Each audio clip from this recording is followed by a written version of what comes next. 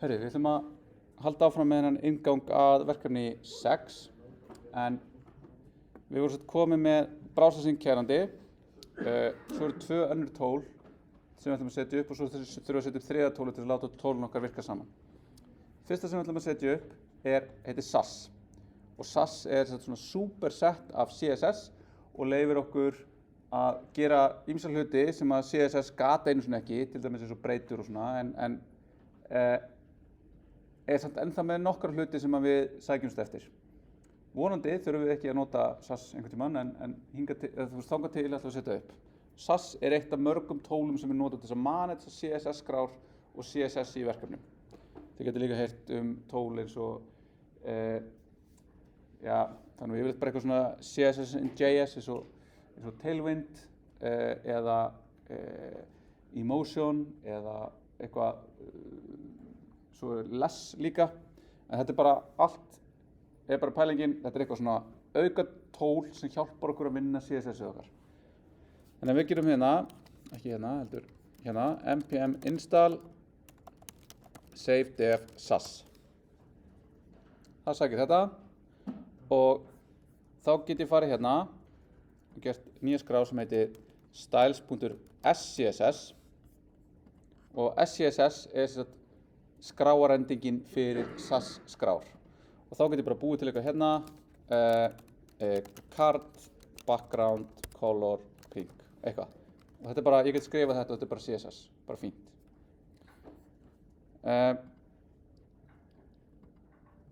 En það sem að SAS forritið gerir að taka núna þetta hérna, SCSS skrán okkar, og þýða hana yfir í CSS skrá. Ég ætla að taka afrit af þessu hérna og vista bara hérna til hliðar. Og nú ég með bara fullt af einhverju dóti hérna.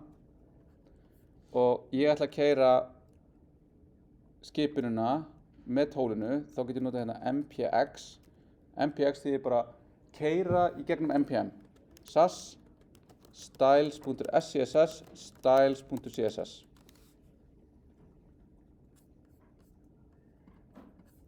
Nú fór allt CSS mitt í burtu og ég fekk í raun bara það nákvæmlega sama og ég var með í SCSS skráni hérna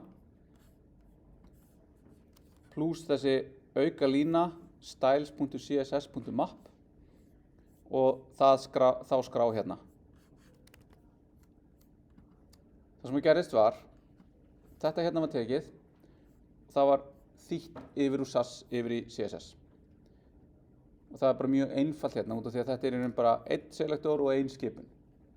En ef ég myndi gera hérna til dæmis card, media, tökum bara eitthvað hérna. Þetta hérna, ég ætla bara að taka nákvæmlega þennan hérna selektor. Og ég ætla að nota mér eitt af því sem að SAS býður upp á. Sem að taka þetta hérna og setja það hingað og segja svona. Þannig ég að nesta media queryið inn í selektornum. Þannig núna þetta bara hérna og á við selektornum sem þetta inn í. Og svo ætlum ég líka að gera hérna content bara eitthvað font size 1,1 rem. Þannig ég að nesta líka inn í þessu hérna. Svo ætlum ég aftur að keyra þessa skipun. Ég segi nú ætlum ég að taka og ég ætla að þýða SAS-ið yfir í CSS. Og þá verður þetta aðeins flóknara. Þá tekur hún þetta hérna nesting og fletur það út. Sér hérna, já, ok, content undir card, það á að vera card content. Ja, media query undir card á að verða þá media query sem inniheldur card. Þannig að þarna búið að þýða þetta yfir í CSS sem vafrinn skilur. Segjum sem svo að ég ætla að vera með möppu hérna sem heitir bara styles og inn í henni ætla ég að vera með card.scss. Ég ætla að taka þetta og ég ætla bara að taka alla card skilgreininguna hérna alveg hingað og ég ætla að setja hann hingað inn. og ég ætla að formata svona. Þetta svolítið erfitt að sjá þetta hérna í þessu blessu upplösu sem við erum með. En nú ég komið með bara í einni skrá allt það sem fyrir card. Ef við gerum til dæmis media inn í card og media inn í öðru og media inn í öðru í SCSS Já. og þýðum það svo yfir, mun það þá allt fara inn í media? Ef við setjum mismunandi media á mismunandi, ef ég væri með svona og svo aftur sem gerir eitthvað annað. Nei, ég meina þá er það media inn í card, svo hefur media inn í fyrir footerinn eða headerinn. Já, þá setjum það bara í, réttu samhengi á réttan stað. En segðu sér svo, ég ger þetta svona og nú ætlum ég bara, það sem að þegar kannski díla við að þetta orðið, hérna orðið 600 línur af CSS. Erfitt að hugsa 600 línur og vera að skrolla upp og niður, upp og niður. Að í staðinn skipta þau upp, þannig að card bara hérna og eru bara eitthvað þessar 70 línur sem að eiga við card.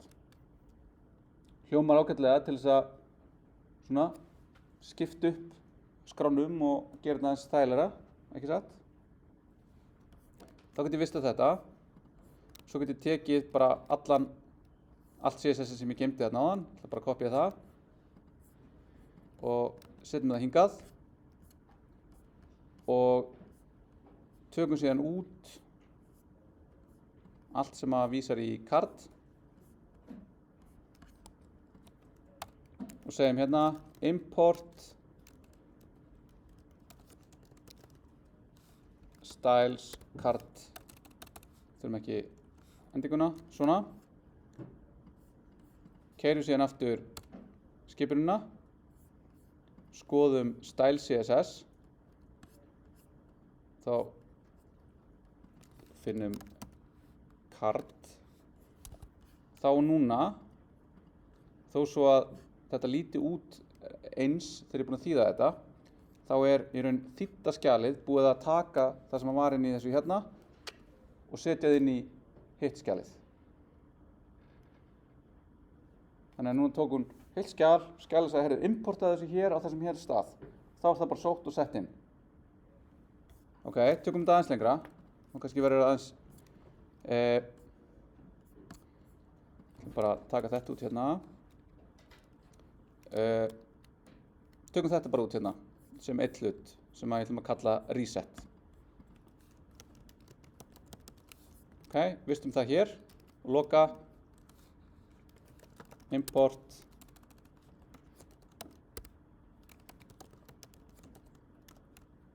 reset. Ok, og keyrum þetta aftur.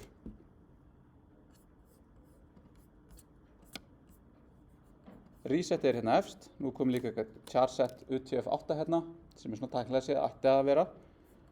Ok, og við höldum áfram, setjum eitthvað hérna sem við köllum base. Förum hér, base SCSS. Tökum þetta, afritum base. Tökum þetta, config.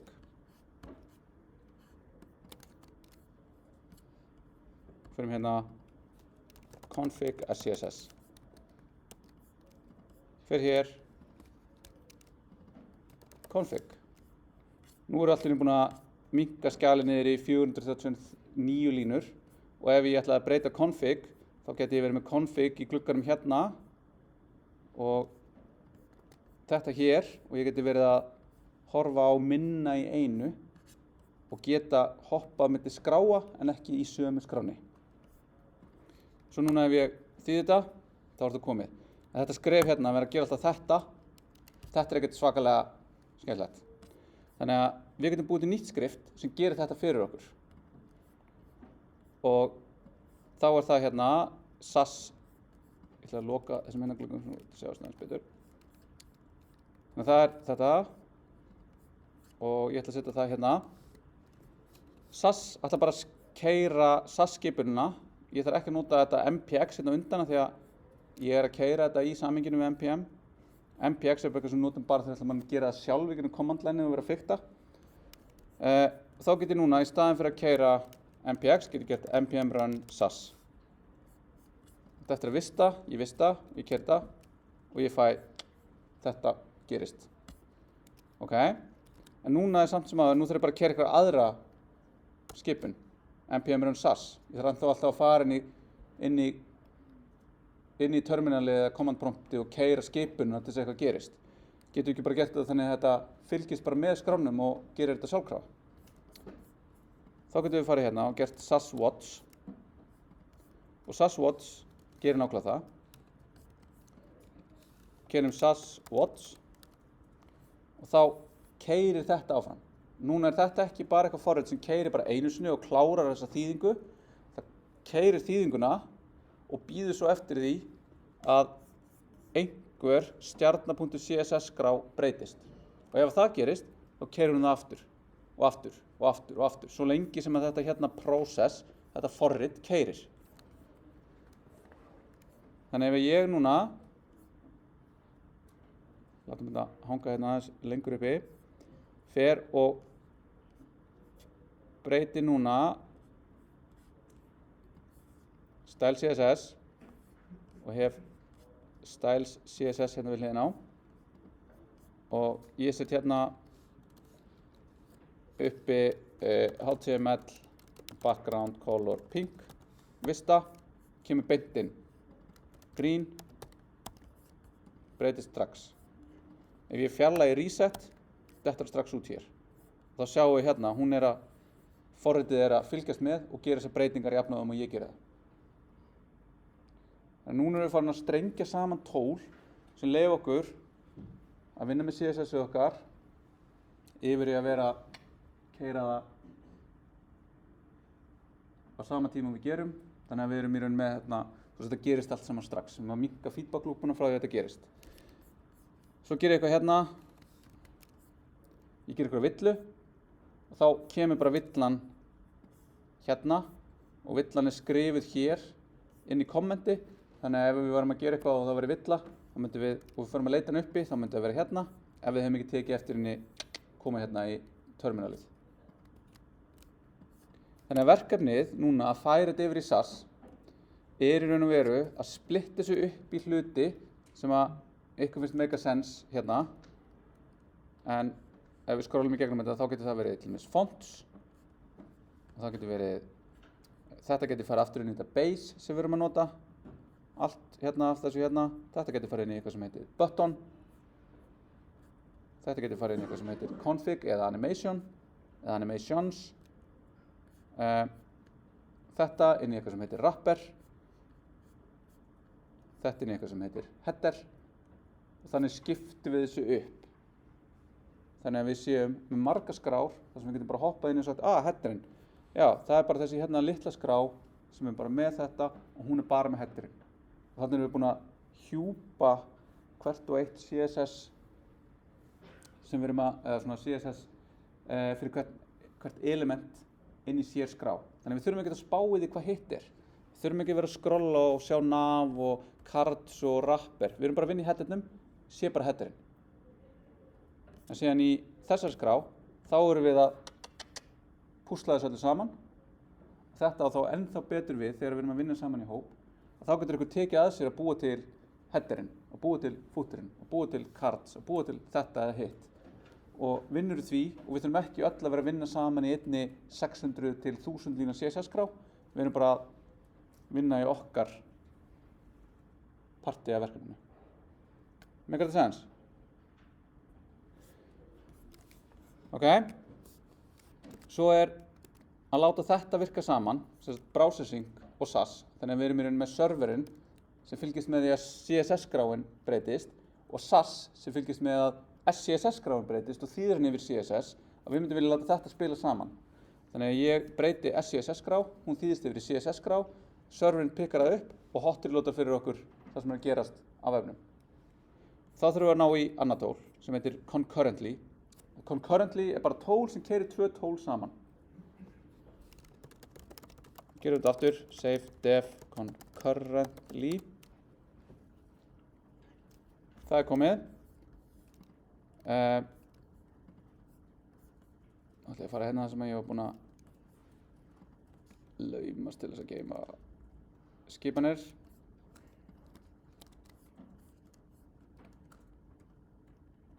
Förum hérna. Þá erum við núna komið með skipun sem er yfirleitt skilgreint í svona verkefnum sem heitir bara dev. npm run dev. Þetta er yfirleitt þegar þið eru að sækja eitthvað verkefni og gerið tvennt. Þið gerið npm install og npm run dev. Þannig að npm install sækir all tólin, npm run dev keyrir upp development umhverfið, development partin af verkefninu. Þannig að þá erum við að segja hérna, concurrently, keyrið fyrir mig npm skriftið saswatch og npm skriftið browsersync saman, concurrently. Þá keyrum við npm run dev, vistum aftur, keyrum það, og þá núna kemur þetta upp hérna og hún var að þýða þarna sas. Það er aðeins brotið þegar ég fjarlæði hérna resetið og eitthvað svona. En nú er þetta að keyra saman, þannig ef við gerum þetta svona og reynum að förum hérna, lögum resetið, vistum að það lagaðist það hérna. Og það gerist tveir hlutir. Saswatch compiled style CSS, SCSS to style CSS og browsersync sjá style CSS breyttist og uppfærið þetta. Þannig að núna get ég farið yfir í config hérna, þá get ég gert hérna command P, hoppað yfir í config og ég get sagt alltaf að vera 160 pixlar í grunnstærð eða 6 pixlar í grunnstærð. Ég breyti þessu bara hérna og þetta skila sér strax yfir. Þannig að þetta er að haga sér eins og við vorum að gera þetta með live server, nema nú erum við búin að setja þetta SAS-tól með og kúpla því saman með þessu concurrent tóli við hitt. Þannig að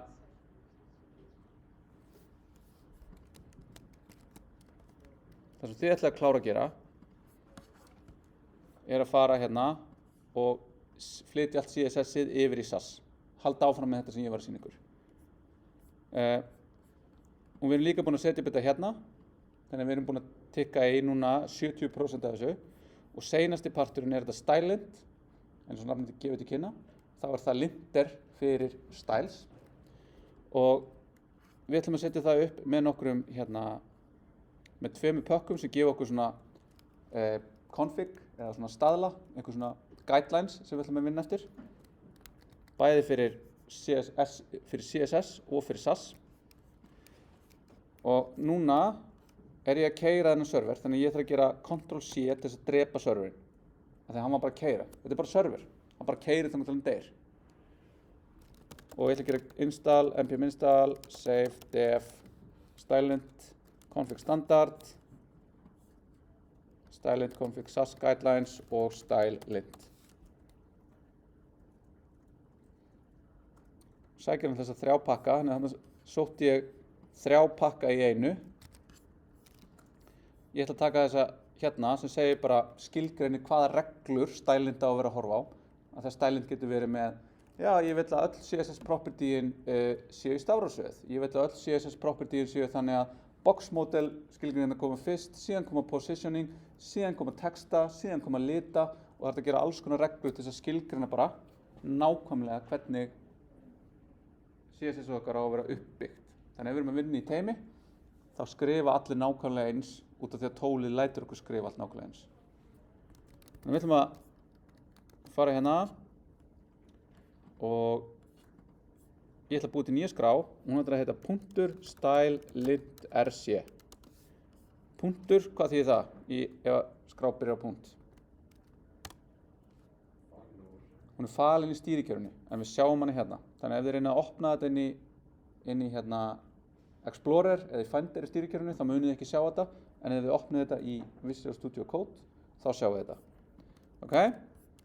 Gerum þetta svona og nú ætlum ég að fara hérna og ég ætla bara að búa til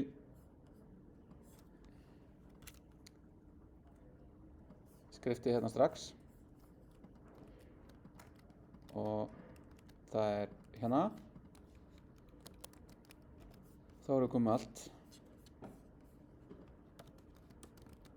Svona. Þá erum við búið til skrift sem er líka oft til, sem heitir lint. Það keyrir style lint á style SCSS og allar undirmöppur, það er þetta hérna, allar skrár sem enda á .scss. Vistu þetta, keyri npm run lint og fæ þá fullt af einhverjum villum. Fullt af villum. Í hverju er þetta? Þetta er einhver skrá sem er með fullt af villum. Já, þetta er styles SCSS. Förum inn í styles SCSS. Gerum format document. Hvað var hún að trigger, hvað var að trigger þetta? Sáu þið það eða sjáu þið út af þessu hérna? Hvað var að? Það voru auka bil, nákvæmlega saman við sáum í diffinu á það. Stælindir segja þarna, þú átt ekki að vera með hérna svona intention, þannig að nú segjum við þetta, keyrum þetta aftur og þá erum við komin niður í 120 villur. Og villurnar eru eitthvað sem við skilgreinum, að þegar ég er að segja ykkur hérna, við ætlum að nota þetta sem grunninn, að þá eru þetta villur, af því að þetta er ekki, það verður að brjóta kóðastílinn sem að þið eigið að vera að uppfylla. Þannig að seinasti parturinn á verkefninu er í raun að fara ekki um þetta. Þetta er aftur bara indention, þannig að þetta er mjög einfaldlega lagað. Og laga þetta, en ekkert enn, það er bara það. Þannig að gerum núna git add punktur, git status. Ok, ég er búinn að búa til stylelint, ég er búinn að breyta index.html, ég er búinn að breyta package hérna. Við ætlum að hafa þetta hérna inni og við ætlum að hafa þetta líka inni. Git, commit, message, bæta við tólum, git push. Ok, förum aftur yfir á GitHub hérna.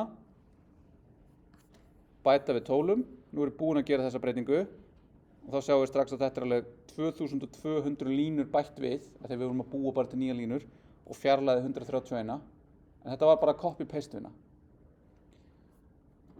En núna, seinasta sem ég ætla að sýna ykkur er núna, í staðinn fyrir að fara inn og draga möppunni yfir og deploya þannig, að þá ætlum við að nota Netlify til þess að deploya þessu í gegnum GitHub. Þannig að það loggaði mig inn bara eins og áður. Ef þið eruð ekki búin að logga ykkur inn með GitHub, þá þurfum við að fara og í settings og tengja GitHubið ykkar, eða þá að það gerist hérna þegar þið gerir import an existing project. En nú ætlum við að gera það í staðinn fyrir deploy manually. Þá ít ég á GitHub, og þá kemur, eða hún bara fer og authorizar, spyr hérna má Netlify fá aðgang að rebónum ykkar. Þið segja já. Og svo finnum við hérna verkefnið. Það er hér og ég ætla að deploya main branchinu og ég ætla ekki að gera neitt hérna, ég ætla bara að gera deploy. Ok, þá byrja robotarnir að deploya.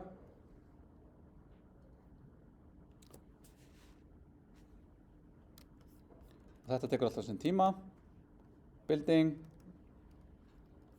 Og þá getum við séð núna hvað er að gerast.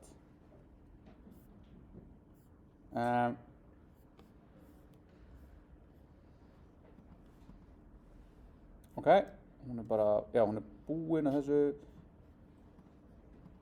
Þá getum við séð hérna git clone, þannig að Netlify git clonaði rebóið mitt, sótti allan kóðan, bjó til nýtt repo, locally hjá Netlify, sá að það var package.json skrá, keyrði npm install, sem installaði þá npm pakkunum. Það bara gekk, þannig að við fáum bara hérna, þeim var installað. Svo fór bara eitthvað hérna og nú er búið að setja þetta upp. Förum hérna og opnum þetta og sjáum þessa kengbrotnu útgáfu af spilabúðinni, en hún er að deploya frá GitHub, þannig að núna fer ég hingað og geri npm run dev. Ok, ég sé bara eitthvað þetta er í ruglunu. Fer ég að gera breytingar, laga og svo við sjáum einhvern ýktan mun. Þá förum við hérna og breytum þessu í einhvern lit, geggjað, svona á þetta að vera. Núna ætla ég kannski að halda áfram, en ég ætla líka að committa. Þá get ég farið hérna og ítt á hérna taka og búið til nýtt terminal við hliðina. Þannig að þá keyrir serverinn áfram, en ég get gert eitthvað hérna eins og git status, ok, style CSS map og styles config CSS er þarna. Ég gerir git add punktur, git commit, breyta bakgrunn, git push. Nú þarf ég ekki að gera meira. Nú býð ég bara og þessi útgáfa hérna mun fá þennan fallega lit leið og róbótarnir eru búnir að pikka upp að það var nýtt push í GitHub og keyra allt þennan prósess aftur og deploya þessu. En aftur, þetta tekur aðeins langa tíma, þannig að við förum hérna og sjáum að það er building í gangi. Þá sjáum við að það er þetta breyta bakgrunn commit sem er að triggera nýtt build og er að keyra þetta allt út. Nú er það búið að publisha, þannig að núna er þetta vitlaust. Þessi, reload á þessum og hann er komin með þennan viðurstyggilega bakgrunnslit. Þannig að ég þurfti ekki lengur, núna erum við bara að láta alla útgáfuna stýrast af Git flæðinu. Og svo þegar við skoðum í næsta tíma branches, þá getum við búið til þar sem við erum að gera einhverja breytingu til hliðar. Við getum notið Netlify búið til aðra útgáfu af því sem við getum skoðað til hliðar, senda á hönnuðin og sagt, hei, þetta er lagi? Þetta er lagi, og svo mergeum við yfir á main branchið, þannig að þá koma allar breytingarnar í raun útgáfuna og fara út á raunvefinn. En meira það setna í næstu viku. Við höfum 12 mínútur. Spáði taka smá núna í hópverkefninu og svara spurningum og eitthvað svona. En ég ætla allavega að klára þessu upptöku.